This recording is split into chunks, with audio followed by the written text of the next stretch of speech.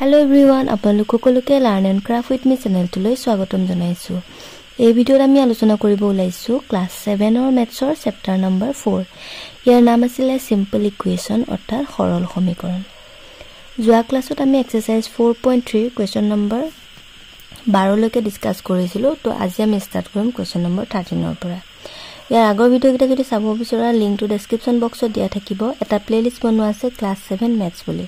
তাতে ক্লিক কৰিলে তোমালোকে চেপ্টাৰ নম্বৰ 1 ৰ পৰা আপ টু 4.3 আটাইখিনি ভিডিঅ' একেলগে পাই যাবা, ঠিক আছে? যদি বিচৰা চাই লবা। এতিয়া চোৱা কোৱেশ্চন নম্বৰ 13ত কি কৈছে যে অজয় বিজয়তকৈ 5 বছৰৰ সৰু। 4 বছৰ পিছত বিজয়ৰ বয়স অজয়ৰ বয়সৰ দুগুণ হলে তেওঁলোকৰ বৰ্তমান বয়স কিমান? ঠিক আছে? এতিয়া চোৱা আমি এটো কোৱেশ্চন কেনেকৈ কৰিম। এতিয়া চোৱা প্ৰথমতে কোৱেশ্চনটো কি কৈছে ভালদৰে বুজি লোৱা যে অজয় বিজয়তকৈ 5 বছৰৰ সৰু। হল তে ইয়াৰ পৰা আমি কি কৰিব লাগিব জানানে? অজয় আৰু বিজয়ৰ যেটো বয়স হেতু আমি ধৰি ল'ব লাগিব। হল অজয়ৰ বয়স আৰু আনটো যে কি বিজয়ৰ বয়স। হল বিজয়ৰ বয়স। এতিয়া চোৱা অজয় বিজয়তকৈ 5 বছৰৰ সৰু। বুজি পাইছানে? অজয় কাটকে সৰু বিজয়তকৈ। গতিকে বিজয়টো যদি আমি x বুলি ধৰো অজয়টো কিমান হ'ব? 5 বছৰ সৰু বুলি কৈছে না, গতিকে x - 5 হ'ব। বুজি পাইছানে? 5 বছৰ সৰু গতিকে মাইনাস কৰিছো। ডাঙৰ বুলি কোৱা হয় প্লাস বুলি কৰিলো হয়। তেছৱা 4 বছৰৰ পিছত বিজয়ৰ বয়স অজয়ৰ বয়সৰ দুগুণ হলে তেওঁলোকৰ বৰ্তমান বয়স কিমান? হল 4 বছৰ পিছত ইহঁতৰ বয়স কিমান হ'ব আমি উলিয়াই লম এটো। নে তে লিখা 4 বছৰৰ পিছত। ইংলিশ মিডিয়ামে লিখিবা আফটাৰ 4 ইয়াৰ্স। ঠিক আছে? চোৱা এটা যদি মই তোমাক কওঁ এতিয়া তোমাৰ বয়স 10 বছৰ। 4 বছৰৰ পিছত তোমাৰ বয়স কিমান হ'ব? তেতিয়া তুমি কি বুলি কবা? 14 বুলি কবা। এই 14টো তুমি কেনেকৈ পালা? 10ৰ লগত সেই 4টো যোগ কৰি দিলা। বুজি পালানে? তাৰ মানে কি হয় যদি যিকোনো এটা বয়সৰ পাছত উলিয়াব দিয়ে, পাছত কিমান হ'ব বুলি সোধে তেতিয়াহলে মানে কি কৰিব লাগে? যোগ কৰিব লাগে। হল তেতিয়া লিখিবা 4 বছৰৰ পিছত অজয়ৰ বয়স কিমান হ'ব আমি চাই লওঁ। অজয়ৰ বয়সটো আমি কিমান বুলি ধৰিছো? x - 5। গতিকে 4 বছৰৰ পিছত কৈছে না, গতিকে +4 বুলি লিখিবা। হল আৰু ইফালে বিজয়ৰ বয়সটো কিমান হ'বগৈ? বিজয় x ধৰিছিলো 4 বছৰৰ পিছত কিমান হ'বগৈ? x + 4। ইয়াতে যদি আমি চাওঁ x - 5 + 4 তে 5 টকা ধাৰ 4 টকা জমা কিমান হ'ব? 1 টকা ধাৰ। 5ৰ পৰা 4 গ'ল থাকিল 1। হল এতিয়া চোৱা এতিয়া আমাৰ প্ৰশ্ন মতে কি কৈছে চাই লোৱা যে 4 বছৰ পিছত কি হয়? বিজয়ৰ বয়স অজয়ৰ বয়সৰ দুগুণ। হল তে দুইটাৰে বয়সটো আমি লিখি লম। এফালে লিখিছো আমি অজয়ৰ বয়স আৰু আনফালে লিখিছো বিজয়ৰ বয়স। আকৌ কোৱেশ্চনটো পঢ়া। অজয়ৰ বয়সৰ দুগুণ। বিজয়ৰ বয়স কিমান বুলি কৈছে? অজয়ৰ বয়সৰ দুগুণ। হল এতিয়া চোৱা এইটো হৈছে কি আমাৰ অজয়ৰ বয়স আৰু এইটো হৈছে কি বিজয়ৰ বয়স। হল যেহেতু কৈছে যে অজয়ৰ বয়সটো বিজয়ৰ কেইগুণ বুলি ক'লে দুগুণ, গতিকে ইয়াৰ আগত আহি যাব কিমান? 2। বুজি পালানে? কাৰ আগত আহিছে? অজয়ৰ বয়সৰ আগত আহিছে, কাৰণ অজয়ৰ বয়সৰ দুগুণ বুলি কৈছে। দে এতিয়া এইখিনিলৈকে বুজি পালে এতিয়া পাৰিবা হয় নাই? এতিয়া চোৱা ইয়াতে 2 * x twice x - 2 = x + 4। হল twice x আৰু ইফালে আছে x। x টো যদি এফালে লৈ আহা কি হৈ যাব? প্লাস হৈ আছে সমান চিহ্ন ইফালে আহাৰ লগতে মাইনাস হৈ যাব। +4 আছে +4 পাতা ইয়াতে আছে -2। -2 টো ইফালে লৈ গলে কি হৈ যাব? +2 হৈ যাব। twice x - x = কিমান হ'ব? x। হল এতিয়া চোৱা 4 + 2 = কিমান হ'ব? 6। বুজি পালানে? তাৰ মানে কি পালা তুমি? অজয়ৰ বয়সটো পাই গলা। লিখা এতেকে বিজয়টো x ধৰিছিলো ন, গতিকে বিজয়টো লিখো আমি। বিজয়ৰ বয়স = 6 বছৰ। হল আৰু তোমাৰ অজয়ৰ বয়সটো কিমান হ'ব? কিমান ধৰিছিলা? x - 5। গতিকে কিমান হ'ব? 6 - 5 = 1।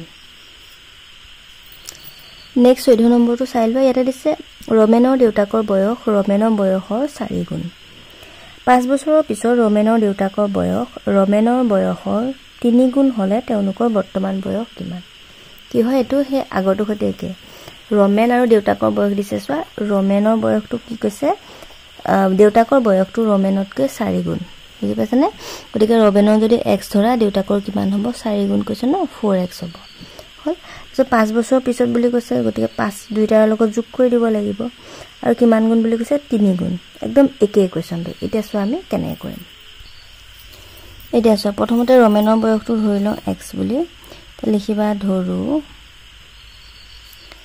ৰমেন বুলি আছিল ন ৰমেনৰ বয়স বৰ্তমান বয়স বুলি লিখিবা আগৰটো অজয়ৰ বৰ্তমান বয়স বুলি লিখিবা দেই ৰমেনৰ বৰ্তমান বয়স x হল আৰু ৰমেনৰ দেউতাকৰ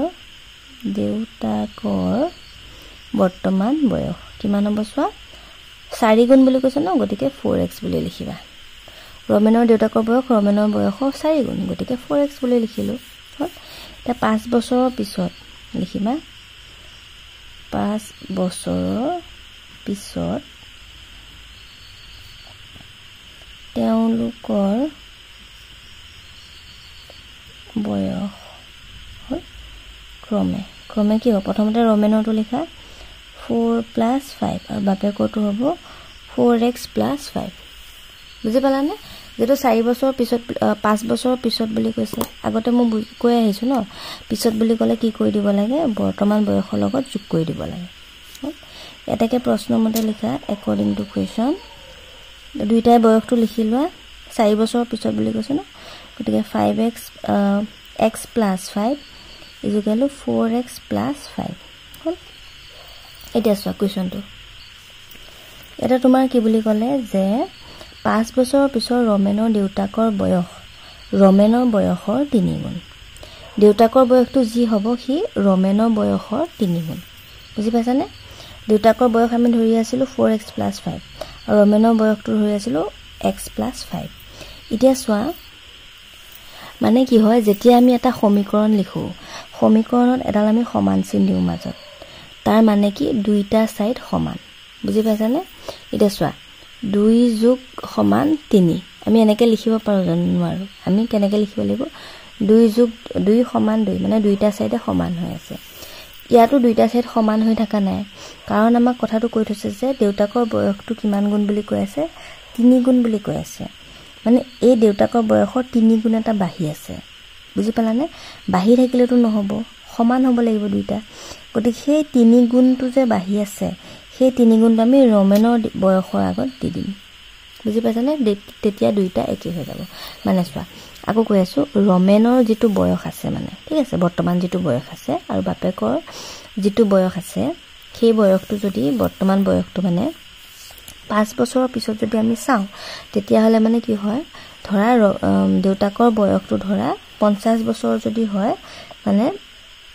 পিতেকৰ বয়সটো কি হ'ব 3 গুণ হ'ব বুলি কৈছে ধৰা পিতেকৰ বয়সটো যদি 10 বছৰ হয় দেউতাকৰ বয়সটো 3 গুণ মানে 30 হৈ যাব বুলি কৈছে মানে বুজি পাইছানে এটা আমি 10 30 এনেকৈ ধৰিব নোৱাৰো আমি যেটো x বুলি ধৰিছো গতিকে আমি x ৰ মানটো উলিয়াবলৈ গৈ আছো মানে কি হ'ল যে আমি যেহেতু দুইটা সমান বুলি লিখিব লাগিব সেইকাৰণে আমি এই যেটো লৰাটো আছিল ৰমেন আছিল ৰমেনৰ 5 বছৰৰ পিছৰ যেটো বয়স x + 5 তাৰ আগত আমি কি দি দিলো 3 গুণ কৰি দিলো তেতিয়া দুইটা সাইড আমাৰ কি হৈ যাব ইকুৱেল হৈ যাব বুজি পাইছানে যেটো আমাক দুইটা সাইড ইকুৱেল কৰিব লাগিব সমীকৰণ যেহেতু এতিয়া পাৰিবা 3 * x 3x + 3 5 গুণ 15 = 4x + 5 হল 4x তো প্লাসত আছে সমান চিহ্নৰ ফালে আহিলে মাইনাস হৈ যাব 15 তো প্লাস হৈ আছে সমান চিহ্নৰ ফালে গলে মাইনাস হৈ যাব হল এটা 3x - 4x মানে কিমান হ'ব -x 3 টকা জমা 4 টকা ধাৰ এফালে চোৱা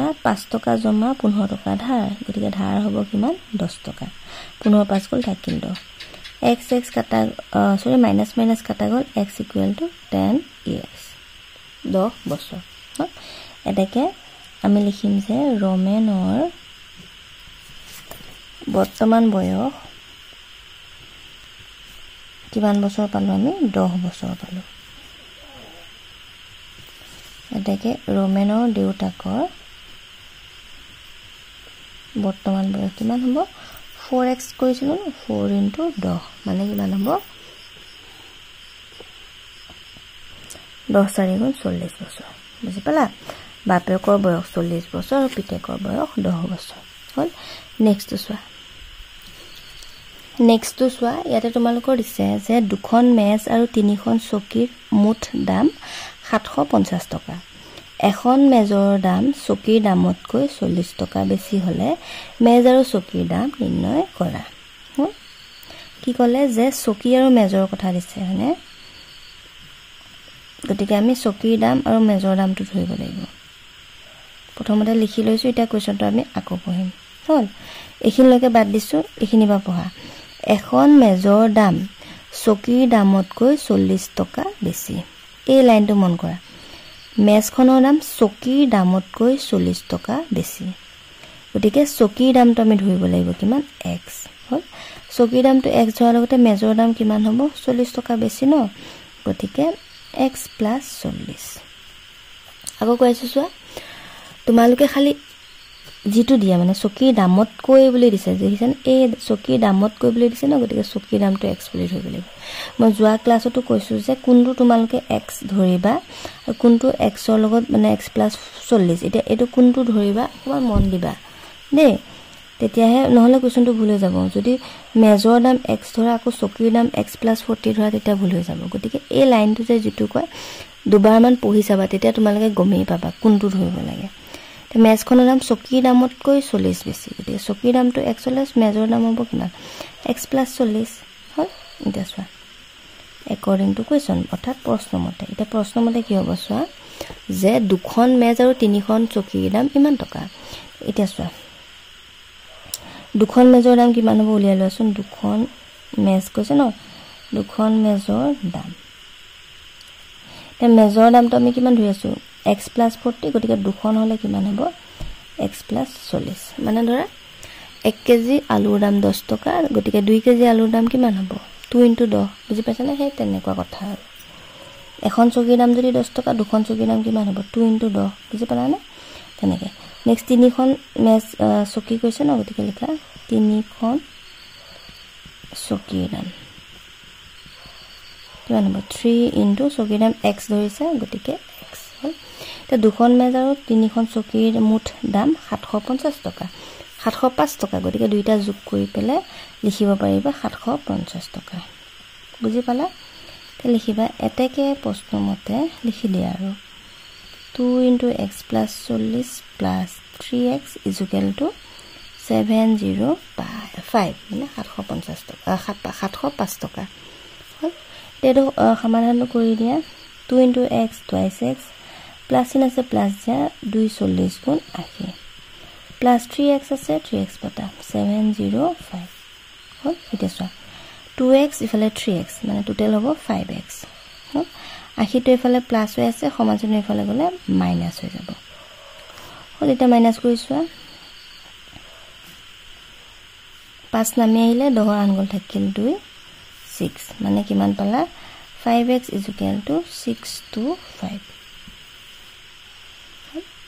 এতিয়া চোৱা 5 টো তোমাৰ পূৰণ হৈ আছে সমাজৰ ইফালে গলে হৰণ হৈ যাব পাছে ইয়াক কেবা যাব চোৱা 5 * 5 এক বাকি ৰৈ 12 হল 5 * 2 = 10 12 10 গল থাকিল 2 25 মানে 25ক পাছেৰে 5 বাৰ যাব মানে 125 হল 125 টো কি পাই গলা এইটো চকীৰ দাম পাই গলা আৰু কোৱেশ্চনটো চাই লোৱা অকল চকী আৰু মেজৰ দামে উলিয়াব দিছে দুখন চকী বা তিনিখন চকীৰ কথা কোৱা নাই এখনৰ কথা হলিছে দেখিছা চকী আৰু মেজৰ দাম উলিয়াব দিছে গতিকে এই চকী আৰু মেজৰ দামটো উলিয়ালে হৈ যাব হল তে লিখিবা এতেকে চকীৰ দাম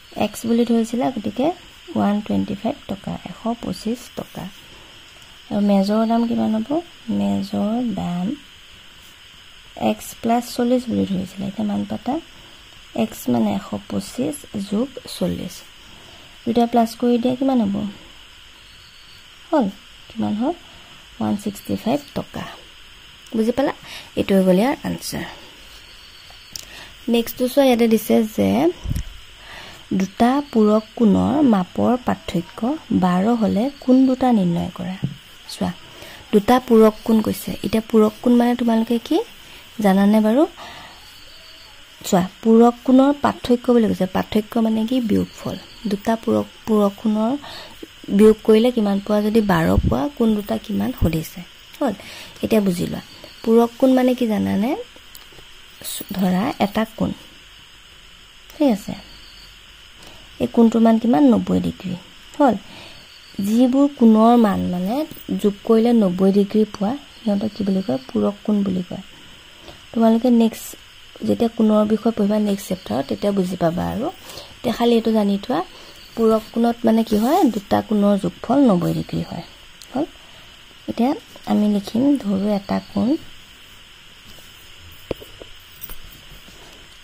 এটা কোণ যদি আমি x বুলি ধৰো তেতিয়াহলে আনটো কোণ কিমান হ'ব জানানে বাৰু চোৱা পূৰক কোণত কি হয় দুটা কোণ যোগ কৰিলে 90 ডিগ্ৰী হয় তে এটা কোণ যদি x ডিগ্ৰী হয় আনটো কোণ কিমান হ'ব 90 পৰা বিয়োগ কৰি দিব লাগিব 90 - x বুজি পালানে গতিকে আনটো কোণ লিখিবা 90 ডিগ্ৰী - x হয় এটাকে প্ৰশ্নমতে কি ক'লে যে দুইটাৰ কি বুলি ক'লে সমষ্টি মানে নহয় দুইটাৰ কৈছে পাৰ্থক্য মানে কি বিয়োগফল গতিকে দুইটা বিয়োগ কৰি দিয়া কিমান হ'ব x degree - 90x - x equal to 12 degree হয় এতিয়া ইয়াৰ পৰা x ৰ মানটো উলিয়াই দিয়া x ডিগ্ৰী মাইনাস কিমান হ'ব 90 ডিগ্ৰী এটো চিন হলনি হ'ব 90 আগত প্লাস চিন আছে মাইনাস হ'ল তে x ৰ আগত মাইনাস আছে প্লাস হ'ব মানে মাইনাসে প্লাস x ডিগ্ৰী হল এটো 12 ডিগ্ৰী দেই x twice x degree equal to 90 to মাইনাসত আছে সমানজনৰ ফালে লৈ যোৱা কি হৈ যাব প্লাস হৈ যাব হল